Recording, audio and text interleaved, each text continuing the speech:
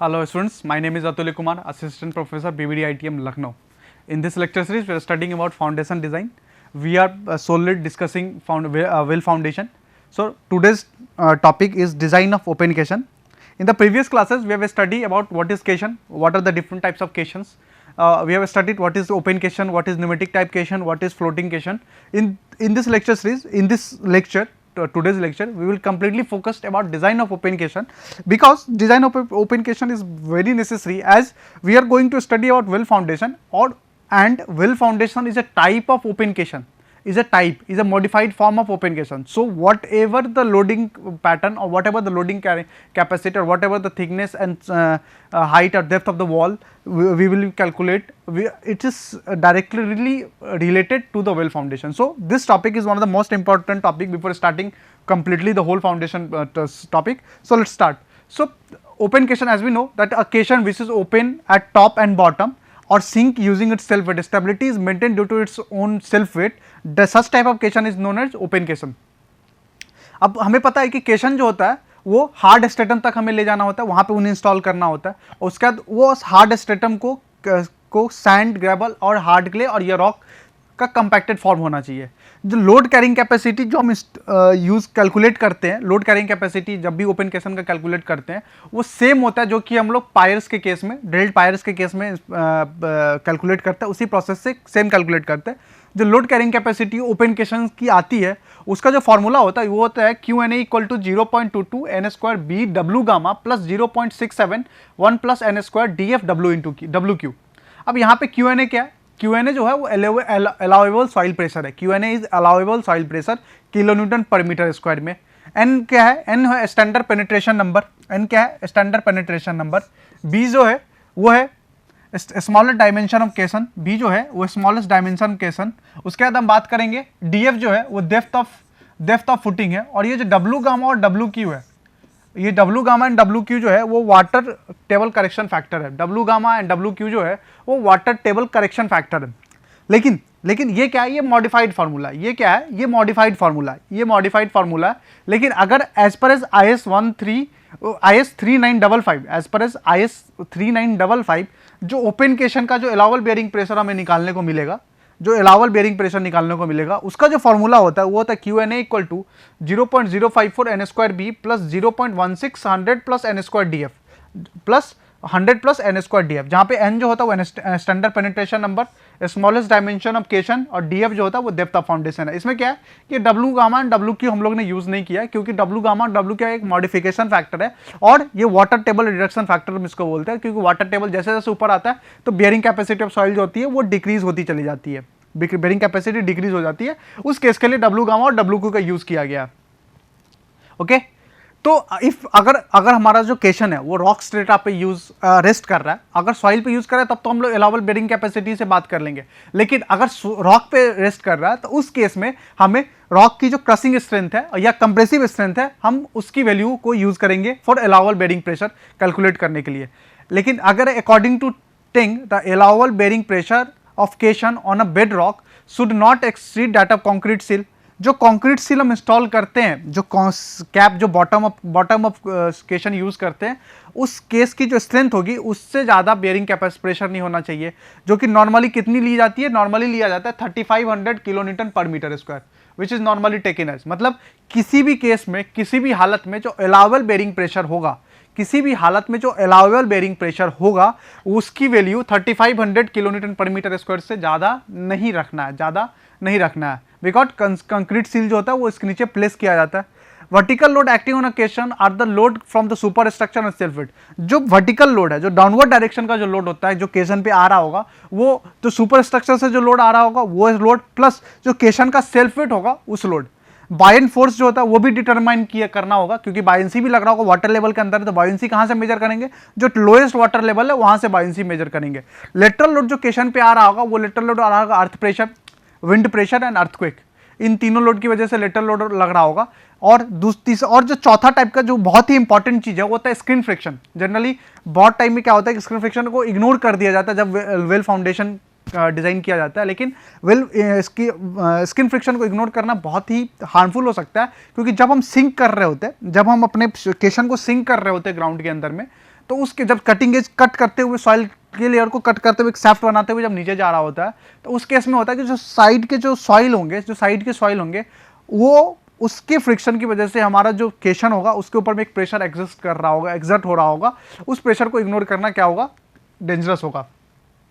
स्टीरियल wall of the caisson are design to withstand the stresses due to vertical load. And जो हमारा external wall होगा केशन का, उसको उसकी थिकनेस, उसका हाइट, उसकी विथ, ये सब जो होगा वो किसके लिए सेफ होना चाहिए, due to stress generated from vertical load and lateral forces. Okay, तो सबसे पहला जो डिज़ाइन का क्राइटेरिया होता है वो होता है सिंकिंग एफर्ट। सबसे पहला डिज़ाइन का क्राइटेरिया होता है वो सिंकिंग एफर्ट होता है। तो caissons are design to have sufficient self weight, क्योंकि उसी से उनकी स्टेबिलिटी मेंटेन रहती है।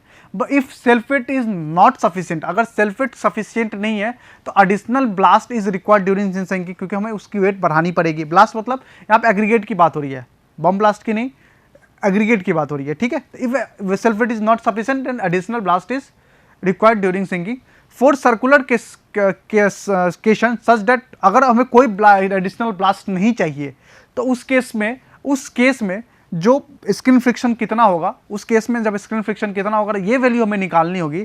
तो हमें क्या करना होगा, जो वेट ऑफ कंक्रीट और फ्रिक्शनल फोर्स की वैल्यू को हमें, यानी कि सेल्फ वेट जो होगा इक्वेशन का और उसकी वैल्यू हम लोग स्क्रीन फ्रिक्शन की वैल्यू से अगर हम इक्वेट कर दे तो हमें पता चल जाएगा। तो एग्जाम्पल जैसे कि π/4 d0 square minus di square, π/4 d0, ये क्या है, π/4, देखिए क्योंकि हमारा जो केशन होता है, ओपन केशन होगा, वो कुछ इस तरीके से होता है, ओके। ये होता है केशन, ये इसकी टॉप व्यू है, ये इसकी क्या होती है, थिकनेस होती है केशन की, ये थिकनेस होती है केशन की, जिसको हम लोग टी बोल सकते हैं।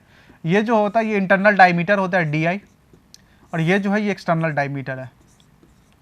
तो अगर हम क्रॉस सेक्शन एरिया की बात करें केशन की, तो cross section area π/4 d0 square minus di square, और डी जो है ये डेप्थ ऑफ केशन का डेप्थ है, मतलब फाउंडेशन का डेप्थ है, फुटिंग का डेप्थ है, तो डी हो गया। और गामा सी जो है ये यूनिट वेट ऑफ कंक्रीट है, यानी कि हमने क्या किया, जो फोर्स आ रहा होगा कंक्रीटिंग की वजह से, कंक्रीट का जो फोर्स आ रहा होगा, कंक्रीट की जो स्ट्रेंथ होगी, उसको हमने इक्वेट कर दिया, किससे इक्वेट कर दिया, स्क्रीन फ्रिक्शन से।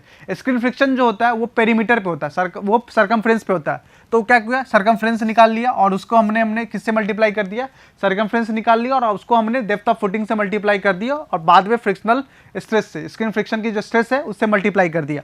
तो यहाँ पे आप देख सकते हैं कि हमारे पास में एक इक्वेशन बन के आ रहा है। जो इक्वेशन है ये फोर्स कौन सा फोर्स बता रहा है, ये बता रहा है कंक्रीट का स्ट्रेंथ, ये बता रहा है कंक्रीट की स्ट्रेंथ,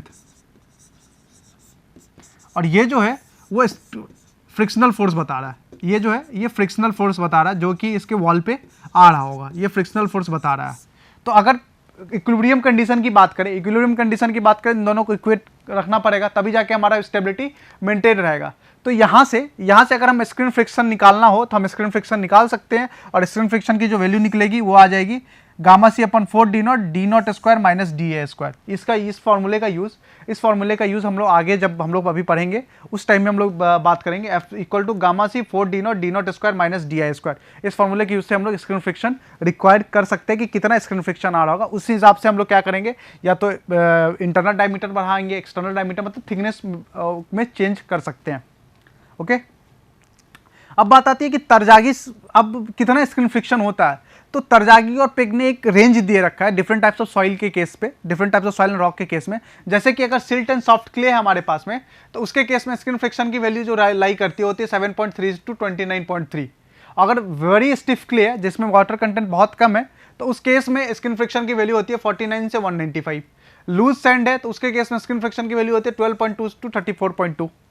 डेंस सैंड है तो स्क्रीन फ्रिक्शन की वैल्यू होती है 34.2 से 68.4। और डेंस ग्रेवल है उस केस में जो स्क्रीन फ्रिक्शन की वैल्यू होती है वो 49 to 98 के बराबर में होती है। मतलब ये डिफरेंट रेंज होते हैं, silt and soft clay, very stiff clay, dense sand, loose sand, dense gravel sand etcetera, इन सब की डिफरेंट रेंज है। तो जो स्क्रीन फ्रिक्शन आ रहा होगा, अगर हम देख लेंगे कि अगर हमारे उस टाइप ऑफ सॉइल के रेंज में आ रहा है, मान लीजिए कि अगर हम जो है वो लाई कर रहे हैं हमारा फाउंडेशन लूज सैंड पे, अगर हमारा वेल जो केशन होगा वो इंस्टॉल हो रहा है एक लूज सैंड बेड पे, और उस टाइम में हमारी एफ की वैल्यू आ रही है, एफ की वैल्यू सपोज करिए आ रही है 25 kilo newton per metre square. इसका मतलब है कि ये इस रेंज में है, इस रेंज में आ रहा होगा, इसका मतलब क्या होगी, हमारी स्टेबिलिटी क्या है, मेंटेन्ड है। लेकिन अगर इससे कम आ रहा है तो इसका मतलब क्या है कि हमें हमारे केशन का जो वॉल का थिकनेस है उसे इंक्रीज करना पड़ेगा। ठीक है, नेक्स्ट बात करेंगे थिकनेस ऑफ कंक्रीट सील। अब बात होती है कि जब हमने केशन को इंस्टॉल कर दिया, ये हमारा वर्टिकल केशन है, जब हमने अपने केशन को इंस्टॉल कर दिया तो इसका जो केशन का बॉटम सरफेस था अभी तक क्या था, ओपन था। लेकिन अभी हम क्या करेंगे, यहाँ पे एक कंक्रीट का एक स्लैब की तरह एक कंक्रीट की प्लेटिंग लगा देंगे, जिसको हम लोग बोलते हैं कंक्रीट सील। इसको क्या बोलते हैं, इसको बोलते हैं कंक्रीट सील, नाम से पता चल रहा है। अब ये कंक्रीट सील क्या करेगा, ये कंक्रीट सील क्या करेगा, ये सील करेगा कि अब इस केशन के अंदर में कोई वाटर अंदर की तरफ ना आ पाए। अब इस केशन में, क्योंकि हमें पता है कि जब न्यूमेटिक केशन की हम लोग बात करे थे, जब न्यूमेटिक केशन की बात करें तो उसके अंदर में सरफेस ड्राई रखने के लिए हमें क्या करना होता है, एक्सटर्नल एयर प्रेशर लगाना पड़ता था। लेकिन अभी के केस में क्या, अगर अब ये वाटर सरफेस अगर ड्राई रखना है तो ये किस पे डिपेंड करेगा, ये कंक्रीट सील पे होगा। तो इस सील की जो थिकनेस होगी, इस स्लैब, ये प्लेट की जो कंक्रीट की इस प्लेट की जो थिकनेस होगी, उसका भी हमें कैलकुलेशन करना है। तो जब हम डिवाटरिंग करने से पहले, ये प्लेसमेंट जो होगा ये डिवाटरिंग से पहले होगा, तो जब हम डिवाटरिंग करने से पहले होगा तो जो एक्सकावेटेड सैफ्ट था, जो केशन के लिए जो हमने सैफ्ट एक्सकावेट किया था या जहाँ पे हमने केशन को ड्राइव किया था, उसमें हम क्या करेंगे, सबसे पहले एक कंक्रीट की प्लेट लेंगे और ये परमानेंट बेस रहेगा केशन का। और जो thickness of concrete seal should be sufficient to withstand the upward hydrostatic pressure after dewatering. मतलब अब जब हम पानी निकाल देंगे, अब सपोज करें कि हम पानी, क्योंकि अभी इसके अंदर में अभी वाटर है, ठीक है, तो ये वाटर भी इस पर प्रेशर लगा रहा होगा और इसके बॉटम से भी प्रेशर आ रहा होगा। तो अभी तो इसके ऊपर भी कोई ज़्यादा स्ट्रेस नहीं हो रहा क्योंकि बैलेंस आउट हो जा रहा होगा। लेकिन जब हम एक बार हम जब इसमें से वाटर बाहर निकाल देंगे, जब एक बार इसमें से वाटर अगर हम बाहर निकाल देते हैं, तब इस पर बायोइंट प्रेशर लग रहा होगा, जो वाटर लेवल उसके नीचे है उसकी तरफ से बायोइंट लगा रहा होगा, बायोइंट प्रेशर अपवर्ड की तरफ डायरेक्शन में लग रहा होगा। तो जो ये कंक्रीट स्लैब होगा उसकी थिकनेस या उसकी स्ट्रेंथ इतनी होनी चाहिए ताकि ये अपवर्ड प्रेशर को रेसिस्ट कर ले, सेफ रहे। ओके, तो थिकनेस ऑफ सील कैलकुलेट करने के लिए हमारे पास दो फॉर्मूला है, वो डिपेंड कर रहा है शेप की वजह से। तो अगर हमारा जो केशन है वो सर्कुलर शेप का केशन है तो थिकनेस ऑफ वाटर सील निकालेंगे T equal to 0.59 DI Q upon sigma C, Q upon sigma C, जहाँ पे Q जो है ये यूनिट बियरिंग प्रेशर बेस पे कितना आ रहा होगा, बेस का यूनिट बियरिंग प्रेशर कितना है, और सिग्मा सी जो है वो हुआ allowable concrete flexural stress, allowable concrete, यानी कि फॉर्मूला देखेंगे T इक्वल टू क्या है 0.59 DI upon Q upon sigma C, जहाँ पे DI क्या है इंटरनल डाया है, Q क्या है अलाउएबल सेफ बियरिंग प्रेशर और सिग्मा सी क्या है, ये है सिग्मा सी क्या है, ये है sigma C is allowable concrete flexural stress. जितना मैक्सिमम कितना लेना होता है, मैक्सिमम होता है 3500 kilo newton, 35,000 kilo newton per metre square, 35,000 kilo newton metre square, ये इसका मैक्सिमम होता है। ओके, फॉर रेक्टेंगुलर केशन अगर है तो रेक्टेंगुलर केशन के लिए जो टी की वैल्यू होती है वो होती है 0.866 BI Q अपन सिग्मा सी 1 + 1.61 अल्फा, 1 + 1.61 अल्फा। यहाँ पे Q की वैल्यू क्या होती है, Q सेम है यूनिट बेरिंग पे, अल्फा जो होता है एक रेशियो होता है जो कि डिपेंड होता है BI अपॉन LI पे, BI अपॉन LI, BI मतलब क्या हुआ internal breadth and internal length, BI upon LI पे ये फॉर्मूला डिपेंड होता है। दूसरा, अब कंक्रीट जो सील है वो जरूरी नहीं है कि सिर्फ अपवर्ड हाइड्रोस्टैटिक प्रेशर में ही सेफ हो, it must be safe in shear also,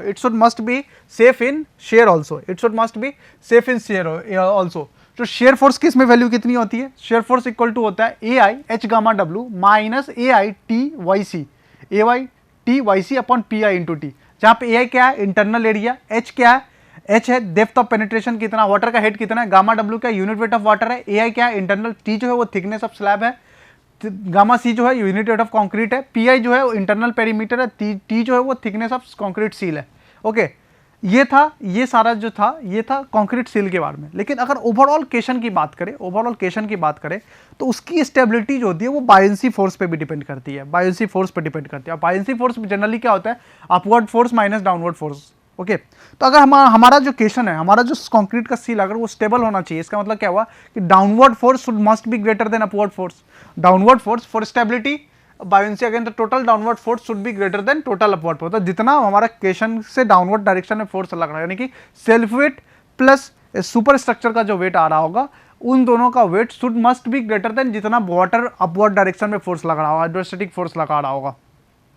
तो डाउनवर्ड फोर्स क्या क्या आ रहा होगा, तो सबसे पहले तो सेल्फ वेट ऑफ केशन आ रहा है, फिर वेट ऑफ क्या आ रहा है WS जो है वेट ऑफ सील है, और QS जो हो रहा है ये वेट फ्रॉम सुपर स्ट्रक्चर से जो वेट आ रहा है, WC plus WS into QS। दूसरा अपवर्ड प्रेशर कितना आ रहा है, तो अपवर्ड प्रेशर कौन लगा रहा है, अपवर्ड प्रेशर एक ही लगा रहा है, वो कौन लगा रहा है, वाटर लगा रहा है। तो अपवर्ड प्रेशर निकालने के लिए क्या होगा, तो π/4 D not square into H into D gamma W, H into gamma W. Okay, ये प्रेशर क्या है, अपवर्ड प्रेशर है, ये प्रेशर क्या है, अपवर्ड प्रेशर है। तो ओपन क्वेश्चन एंड करने से पहले हम लोग एक छोटा सा न्यूमेरिकल पे फोकस कर लेते हैं। इस न्यूमेरिकल में हम लोगों के पास में क्या दिया हुआ है, इन न्यूमेरिकल में हम लोगों के पास में दिया हुआ है कि outside diameter of an open question, determine the outside dia of an open question to be sunk through 40 metre of sand and water to the bedrock if the allowable bearing capacity is 200 kilonewton per metre square. Question has receive the load of 50 meganewton from the superstructure, the skin friction is इतना, test the feasibility of sinking, also calculate the thickness of सिल। तो सबसे पहले इस numerical में अगर हम लोग ध्यान से देखें, तो इक्विलिब्रियम कंडीशन मेंटेन करने के लिए जितना अपवर्ड प्रेशर आ रहा होगा that should be equal to downward pressure, जितना अपवर्ड प्रेशर होगा that should be equal to downward pressure. सबसे पहले बात करते कि अपवर्ड प्रेशर कौन कौन होगा। तो अपवर्ड प्रेशर हम लोगों को पता है सुपर स्ट्रक्चर और सेल्फ वेट की वजह से लोड जो आ रहा होगा, सुपर स्ट्रक्चर और सेल्फ वेट की वजह से। सुपर स्ट्रक्चर से लोड कितना आ रहा है, 50 मेगा न्यूटन, तो इसको हम लोग चेंज करते हैं 50,000 किलो न्यूटन में हो गया। प्लस सेल्फ वेट की वजह से क्या आ रहा होगा, सेल्फ वेट कौन होगा, सेल्फ वेट किसका है, कंक्रीट की वजह से, कंक्रीट का सेल्फ वेट। तो सेल्फ वेट निकालने के लिए हमें क्या करना होगा, स्ट्रेस इंटू एरिया करते हैं तभी सेल्फ वेट निकलेगा। तो एरिया हमें पता है, क्रॉस सेक्शन एरिया कितना है, क्रॉस सेक्शन एरिया कितना हो जाएगा, तो आउटर डायमीटर कितना है, डी नॉट स्क्वायर है, हमें डी नॉट की वैल्यू नहीं पता, तो ये क्या हो जाएगा π/4 into D not square into depth कितना है, डेप्थ कितना है, तो डेप्थ जो हमारा फाउंडेशन है जो डेप्थ है वो दिया हुआ 40 मीटर, 40 मीटर संक कराना है तो 40 मीटर, और यूनिट वेट ऑफ कंक्रीट क्या होता है 24 kilo newton per metre square, तो 40 इंटू 24। तो ये हो गया किसकी वजह से, सेल्फ वेट की वजह से। स्किन फ्रिक्शन कहाँ लग रहा होता है, स्किन फ्रिक्शन जो होता है वो वॉल के फेस पे लग रहा होगा, तो pi D naught into 40 into 30, जहाँ पे 30 क्या है स्किन फ्रिक्शन की वैल्यू दे रखी है, तो पाई डी नॉट 40 इंटू 30।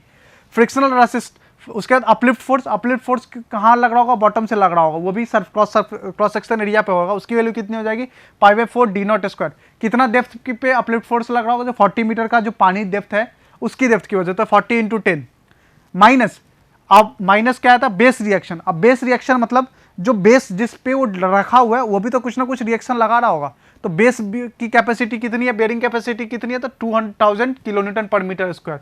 तो इसमें भी हमने एरिया से मल्टीप्लाई कर दिया और इसकी वैल्यू हमने क्या कर ली, लोड में निकाल ली।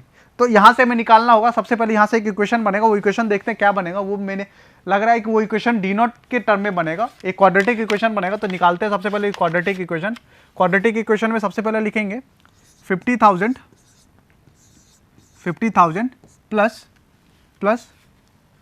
24 into 40 into 0.785, it is coming as plus 753.6 D square, D not square minus pi into 40 into 30, it is coming as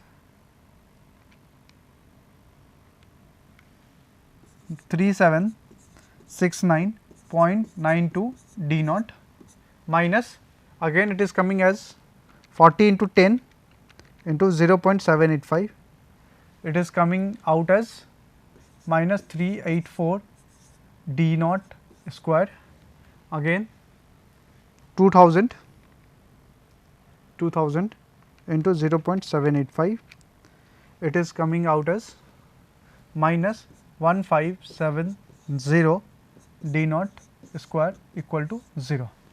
okay, तो इस इक्वेशन को अगर हम रीअरेंज कर लें तो ये इक्वेशन हमारे पास बन के आ रहा है, this equation is coming out as 753.6 minus 384 minus 1570, it is coming out as minus 1200.4 D not square plus 5000 minus 3769.92 D not equal to 0।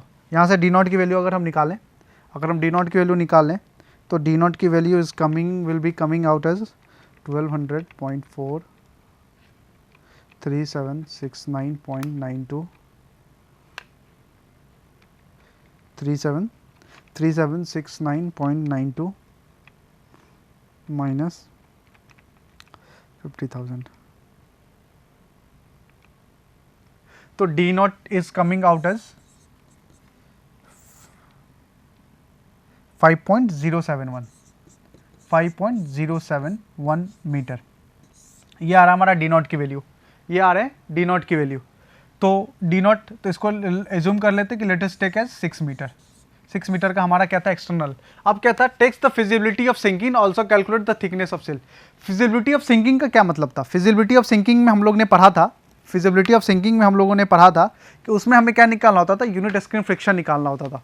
तो उसका जो हो, थोड़ा सा अगर हम लोग स्लाइड पीछे की तरफ करें तो ये था हमारे पास सिंकिंग इफेक्ट में कि अगर हमें हमारे सक्सेसफुली सिंक कराना हो तो हमें ये यूज़ करना पड़ेगा, ये फार्मूले का यूज़ करना पड़ेगा, जो था π/4 D not square minus D square D into gamma C π/4 D naught into D F, ये यूज़ करना था। तो चलो अब जब हम अपने क्वेश्चन पे चलें तो हम देखते हैं सिंकिंग इफेक्ट के लिए, फॉर सिंकिंग इफेक्ट के लिए अगर हम बात करें, फॉर सिंकिंग इफेक्ट, तो π/4 D not square minus D I square into D F into gamma C, और ये था pi D naught into D into F. यहाँ से हमें f की वैल्यू निकालनी थी। अभी हमारे पास में f का वैल्यू दिया हुआ है, f की वैल्यू दे रखी है, डी नॉट की वैल्यू दे रखी है, डी आई की वैल्यू निकालनी है, इंटरनल डायमीटर की वैल्यू कितनी होगी। तो जब हम इस इक्वेशन में पुट करेंगे, फिर सारी वैल्यू पुट करके देखते हैं, तो ये d से तो d कैंसिल आउट हो जाएगा। गामा सी की value 3500 kilo newton per metre square है। तो यहाँ से जब डी आई की वैल्यू हम लोग कैलकुलेट करके देखते हैं तो डी आई की वैल्यू निकल के आएगी π/4, it is coming out as 4.82 metre, it is coming out as 4.82 metre. तो उसके बाद नेक्स्ट क्या है, calculate the thickness of seal की थिकनेस कितनी है। तो थिकनेस ऑफ सील, और हमारे पास केशन कौन सा है, हमारे पास केशन जो है ये सर्कुलर केशन है। तो फॉर सर्कुलर केशन